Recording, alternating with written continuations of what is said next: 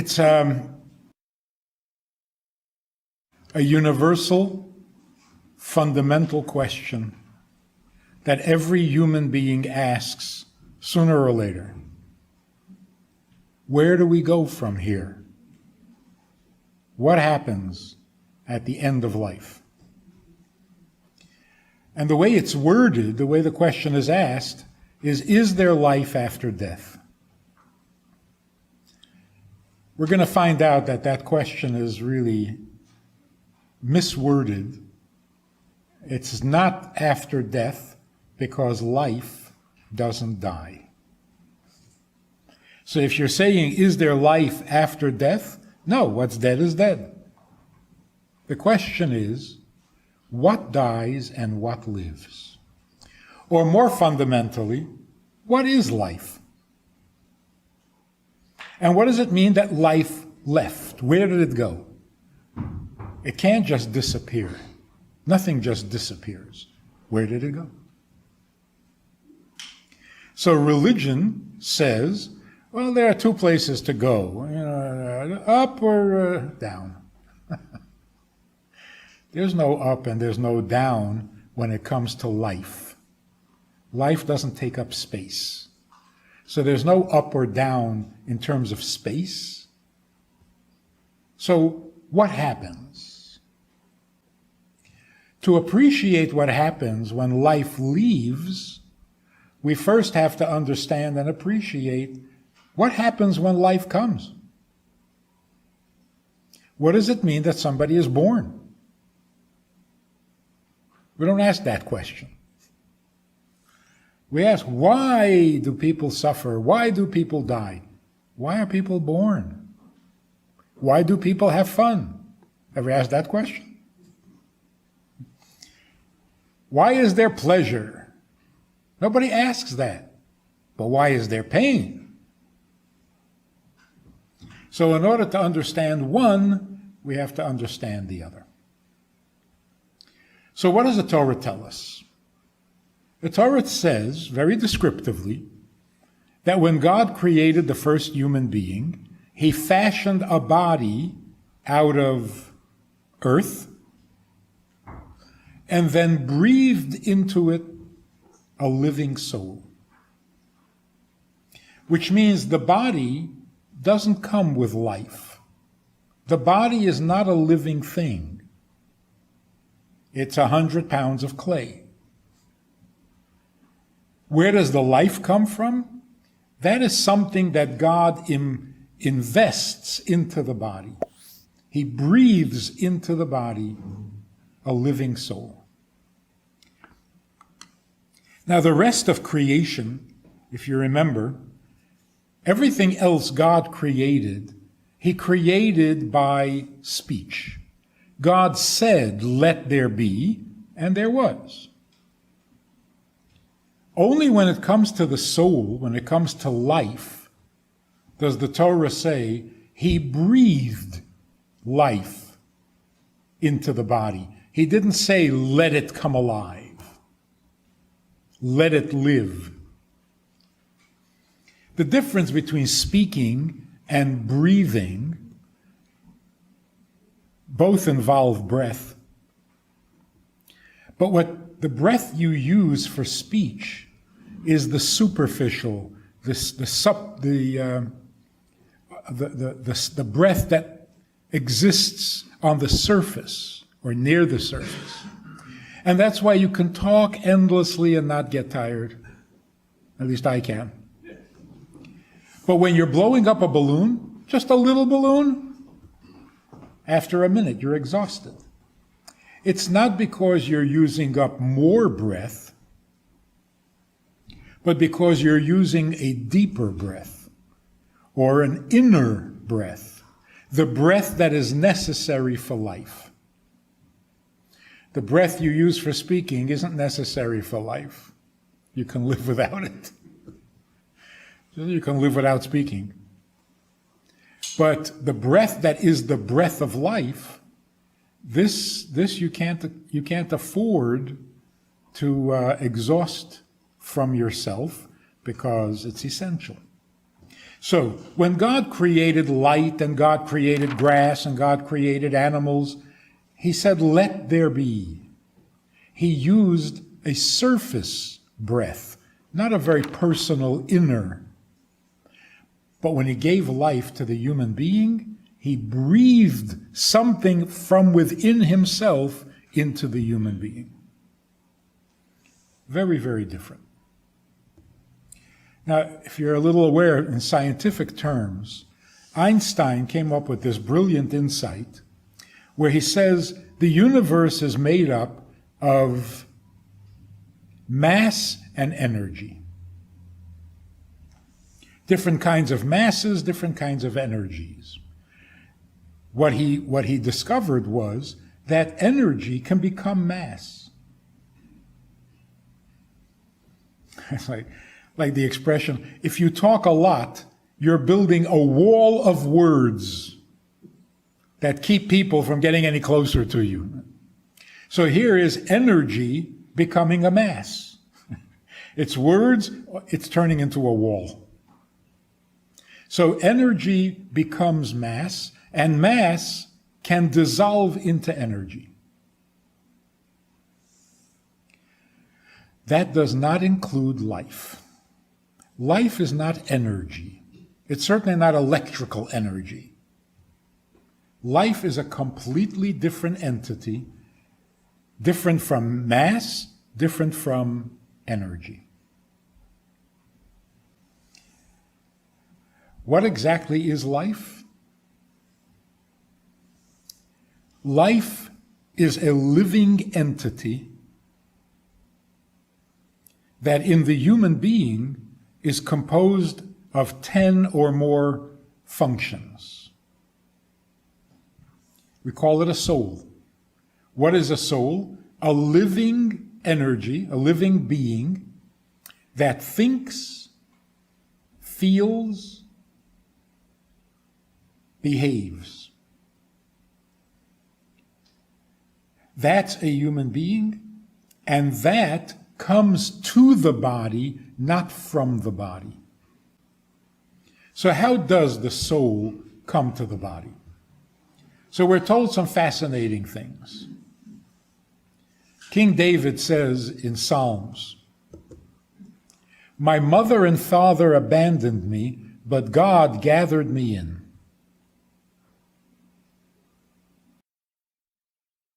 What is he saying? What is he talking about? He remembered the moment of conception, when he was conceived. Holy people don't forget. So he remembered the experience of being conceived. Now, what do you call the conception? It's not even a fetus yet. An embryo? A zygote? I hate that word. Cute little baby, why would you call it a zygote? It's a passt nicht, you know what I mean? But whatever that little being is at the moment of conception, it is experiencing the most dramatic and the most traumatic moment of its existence. It has made contact with the physical world. Hasn't developed much yet in the physical, but it's made contact. So King David says, I remember when that happened to me. I was feeling a little helpless. And I looked around to see who's babysitting, who's taking care of me. I looked at my father, he was sleeping. I look at my mother, she's sleeping. And here I am, tiny little being going through the most traumatic experience. I'm all by myself. But then I realized, no, God is there guiding my experience. And that reassured me, and I was able to continue to develop. 40 days before conception, the soul is told that it's going to be born. You have time to acclimate to the idea that you're leaving heaven and you're going to be born into the physical world. The soul doesn't like that, is not thrilled by the idea, but it does have time to get used to it. So when does the birth of a child begin? Essentially, 40 days before conception. In the Torah it says, every time a woman was given a blessing that she was going to have a child, it was always this time next year. 12 months. Doesn't take 12 months. Not the part we know about. But it's more than 9 months because there's time for the soul to get adjusted, to go from heaven to heaven until it comes down into the conception. Now, at the moment of conception, the soul is complete. Because the soul is never underdeveloped. The soul is always complete. Life is life. There's no partial life, a little life. But the physical needs time to grow and develop and evolve. So at the moment of conception, the soul is completely matured. The body hardly exists. Which means when you have a baby, the first thing you do is completely spiritual. It's hardly physical at all. And that's why the education you're given in public school in how babies are made is so inadequate. It only describes the body. And at the moment of conception, the most dramatic part of birth, there is no body, or hardly, but there is a soul. So here's the shocker. From the moment of conception, the embryo hears everything, sees everything, feels everything, and understands everything. Because it's a complete soul. And all of those activities are soul activities. The eye doesn't see. The soul sees through the eye. It hears through the ear. It speaks through the mouth. It thinks in the brain. It feels in the heart. But it's the soul doing it, not the body parts. Which means that when the embryo hears the conversation that the parents are having, it hears it better because it's not using the ears, because the ears haven't developed yet. When the ears develop and the child is born, now it's going to hear through the ear. It doesn't hear as well anymore. It hears better without the ear. It sees better without the eye. Some people say they've had out-of-body experiences or near-death experiences. They saw, they heard, they saw better. They could see three-dimensional because they're not using their eye. The soul is seeing without the eye, hearing without the ear. So it hears and sees better. A person in a coma, God forbid, same thing. They hear everything, they see everything. They just can't communicate to others. And we know this is true because there are people who were in a coma for 2 or 3 years and then they come out and they remember everything that was said in the room while they were in a coma. So there's a group in Israel, I think Yerushalayim, a group of women, they're dedicated to visiting people in comas in the hospital. They will come and tell you what week it is, what Torah portion is being read this week, what it says in the Torah portion. And some of these people come out of the coma, and they're scholars. They're Talmidei Chachamim. They know every parsha.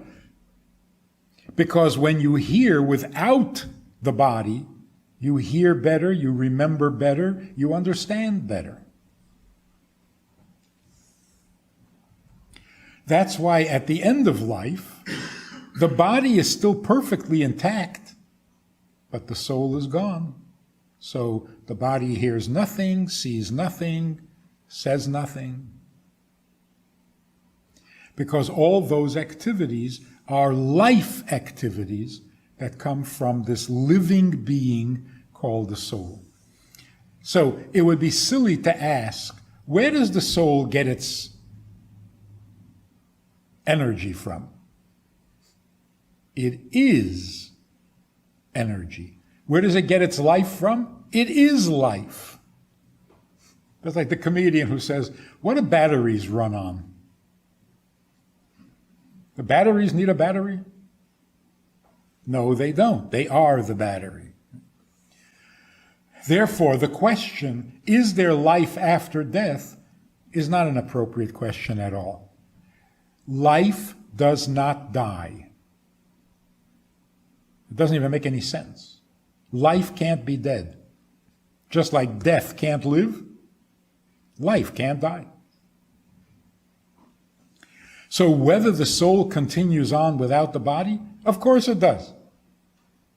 A soul is a soul, it's not a body. So what happens at the end of life? The soul that was invested in the body separates from the body and goes back to where souls come from. So what does the body do? From dust you are, and to dust you return. So there's this famous poem, if I remember this correctly, it says, life is good, life is earnest, and the grave is not its goal. From dust you are, and to dust returneth, was never said of the soul. So what goes back to the dust? What came from the dust, which is only the body? Where does the soul go? Well, like everything else, it goes back to where it came from. Fully alive, with its memory intact, with its relationships in place, still devoted to the people that it was devoted to while it was in the body, and it continues to live.